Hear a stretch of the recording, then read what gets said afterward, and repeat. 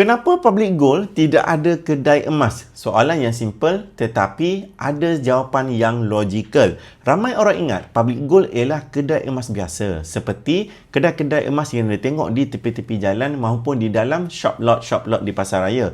Yang sebenarnya Public Gold tidak ada kedai emas sebab Public Gold bukanlah kedai emas tetapi Public Gold ialah kilang emas. Apabila anda beli emas dengan Public Gold, ini bermakna anda beli emas dengan harga kilang dan juga dengan grade dan jaminan daripada Public Gold sendiri. Antara jaminan Public Gold yang paling besar ialah Public Gold dia jamin untuk beli kembali emas jenama keluaran Public Gold walaupun emas tersebut cala, kemek maupun patah sekalipun dan harganya masih sama dengan harga yang dipaparkan. Yang mana kalau anda pergi jual kat kedai-kedai lain emas-emas yang rosak, sudahlah harganya rendah daripada harga pasaran dan juga ada setengah kedai tak berani ambil sebab apa mereka tak dapat untuk jual kembali kepada orang lain. Tetapi benda ini tidak berlaku dengan Public Gold. Dan yang kedua ialah supaya anda boleh dapat harga yang lebih murah dengan Public Gold.